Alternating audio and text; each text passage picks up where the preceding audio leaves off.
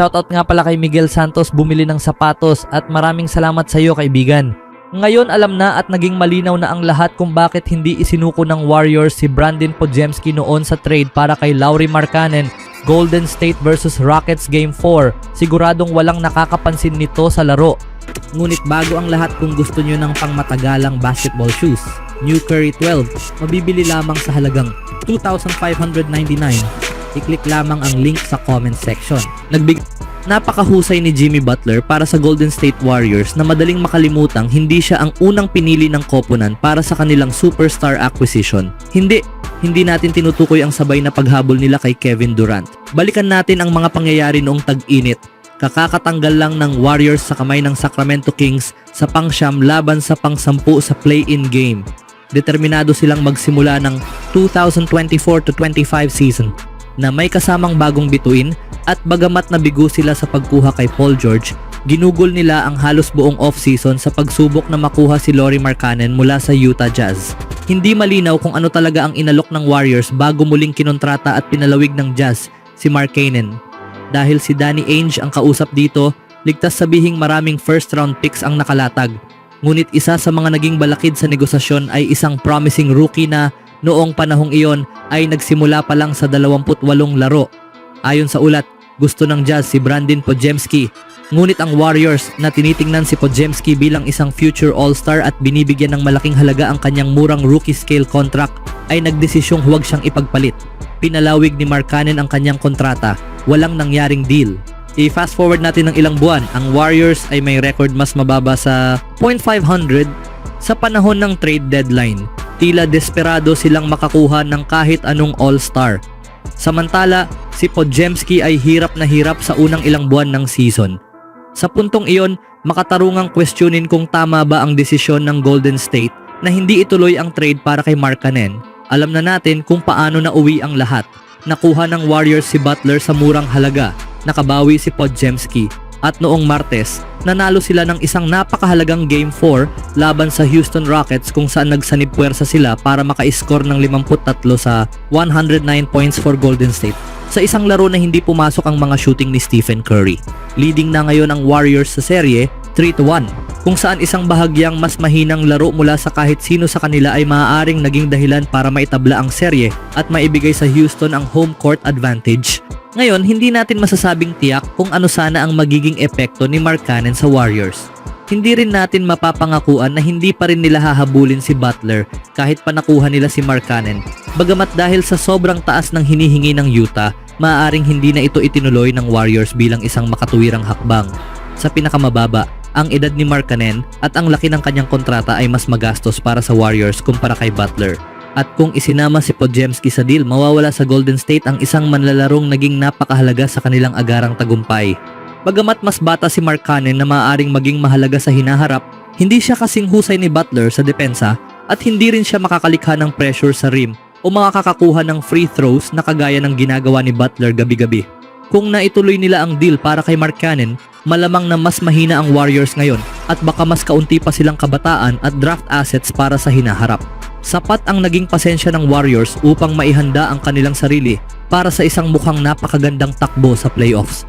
Ang aral dito ay minsan, ang pinakamagandang trade ay ang hindi mo ginawa. Isa itong aral na maaaring iangkop ng maraming koponan sa kasalukuyan, ngunit lalo na para sa unang round na kalaban ng Warriors ang Rockets. Ito ang unang pagbabalik ng Houston sa playoffs mula year 2020. Isa sila sa mga pinakabatang roster sa NBA at halos walang katapusang supply ng mga tradable draft picks. Papasok na tayo sa isang off-season kung saan available si Kevin Durant at posible ring maging available si Giannis Antetokounmpo. Sa dulo, mas malaki pa ang bilang ng mga pangalan kaysa sa inaasahan. Laging may isang hindi masaya sa kinalabasan ng kanilang postseason. Sa loob ng 1 o 2 buwan, para silang batang nasa tindahan ng candy, pwede silang kumuha ng halos kahit sino. Ngunit ang ipinapakita sa kanila ngayon ng Warriors ay kung gaano kahalaga ang maghintay ng tamang trade sa halip na sunggaban agad ang unang malaking pangalan na lumitaw.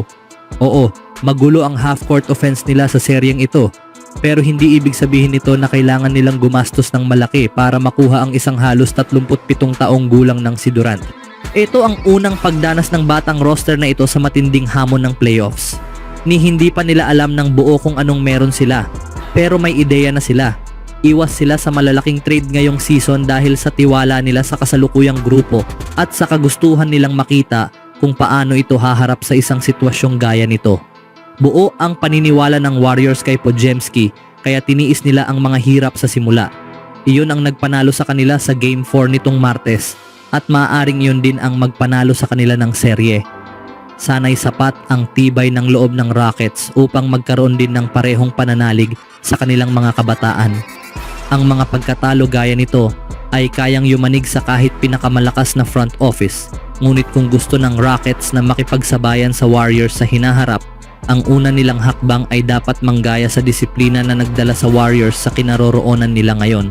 Anong masasabi niyo mga kaibigan sa desisyong nagawa ng Warriors na hindi ipagpalit si Brandin Podziemski at hindi padalos-dalos na galaw sa mga batang talento? Speaking of Warriors versus Rockets, sa unang 78 segundo ng Game 4 sa pagitan ng Golden State at Houston, hindi gumana ang shot clock at wala ni isang tao sa court ang tila nakapansin. 4 na sunod na possessions ang dinaanan ng Warriors at Rockets na nakatigil ang shot clock sa 24 na segundo nitong Martes ng araw. Mukhang hindi naman ito dahil sa aberyang technical. Matapos pumasok ang pangalawang tres ni Draymond Green sa ika-4 na possession, doon lang nagsimulang gumana muli ang shot clock sa ika-5 possession at naging normal na ang takbo nito sa natitirang bahagi ng first quarter. Kung may nakatingalaman sa shot clock o wala, natural na nagpatuloy ang laro nang hindi tumatawag ng anumang shot clock violation. Ang jumper ni Alperen Sengun sa unang possession ay ginawa 20 segundo matapos magsimula ang possession. Gumanti si Green ng 20 segundo pagkatapos. Sa ikatlong possession, na turnover ng Rockets ang bola makalipas ang 18 na segundo at muling sumunod ang isa pang 3 ni Green 20 segundo matapos magsimula ang ika-4 na possession. Lahat ito habang hindi pa rin gumagana ang shot clock. Sa wakas, habang ini-inbound ng Rockets ang bola sa ika-5 possession, nagsimula ng magbilang paatras ang shot clock mula 24 gaya ng nararapat. Ang officiating ay naging mainit na usapin sa seryeng ito na puno ng tensyon at pisikalan, lalo na sa mga tawag ng foul na hindi nabibigay. Mahirap isipin na makakabuti sa tiwala ng mga manonood sa mga referee ang hindi nila pagpansin sa sira o nakatigil na shot clock ng mahigit 1 minuto. Ngunit sa pagkakataong ito, mukhang makakalusot ang mga opisyal dahil wala ni isang manlalaro, coach, broadcaster o reporter sa loob ng Chase Center ang tila nakapansin. Iilan lamang sa social media ang napansin ang nangyari at pati na rin ang reporter na ito. Ang kapalpakan na ito ay naging senyales ng isang magulong gabi ng officiating kung saan maraming girian, challenges at pangkalahatang pagkadismaya sa mga referee ang naganap. Sa kabila nito, nanaig pa rin ang Warriors 109-106 at nakuha ang 3-1 series lead. Anong masasabi nyo dito mga kaibigan?